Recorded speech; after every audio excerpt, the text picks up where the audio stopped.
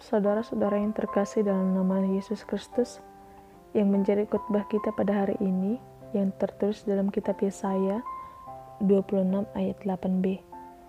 Kesukaan kami ialah menyebut namamu dan mengingat engkau. Yesaya 26 adalah sebuah syair nyanyian keselamatan atau kemenangan. Yesaya berkeyakinan bahwa nyanyian ini suatu saat nanti ketika mereka kembali di tanah air akan dinyanyikan dengan penuh sukacita lebih daripada apa yang mereka lakukan di tanah pembuangan. Mereka berkeyakinan bahwa mereka masih akan tetap memiliki kota yang kuat. Kota yang dimaksud ialah Yerusalem atau kota Sion yang akan mereka bangun kembali karena mereka akan dipulihkan dan diselamatkan oleh Allah. Saudara-saudara yang terkasih dalam nama Tuhan Yesus Kristus, pada pasal 26 ayat 8 ini berisikan kesukaan kami ialah menyebut namamu dan mengingat engkau.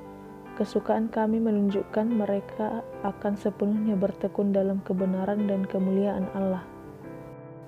Dalam keadaan yang mengecewakan atau menakutkan, maka ini merupakan suatu pengakuan iman yang menyatakan kesetiaan dan pengharapan yang hidup, yang memberikan kesukaan iman bagi mereka yang berjalan pada jalan raya Tuhan yang lurus.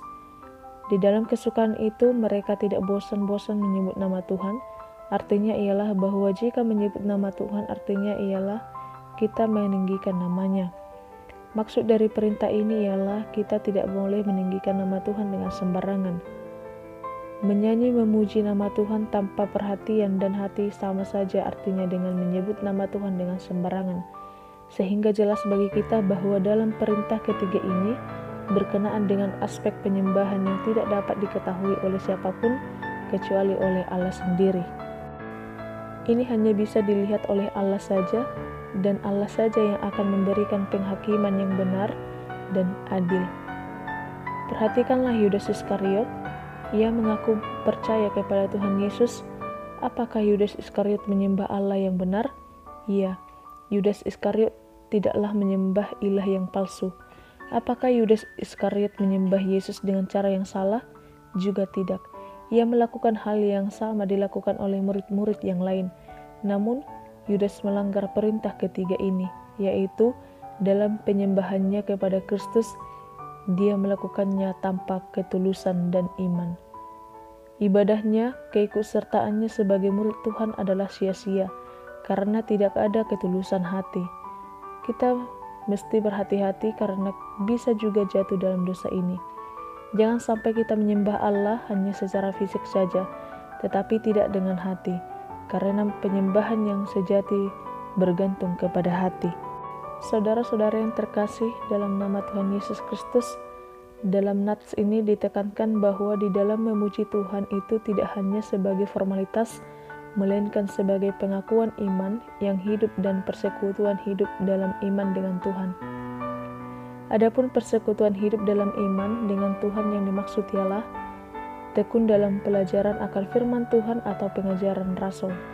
Ini sangat penting bagi setiap gereja ataupun di tempat persekutuan. Jangan kita pernah mengabaikan dan melupakan akan firman Tuhan. Kita sebagai orang Kristen, sebagai orang yang percaya, kita dituntut untuk mempelajari tentang Alkitab, bahkan mempelajari tentang firman Tuhan.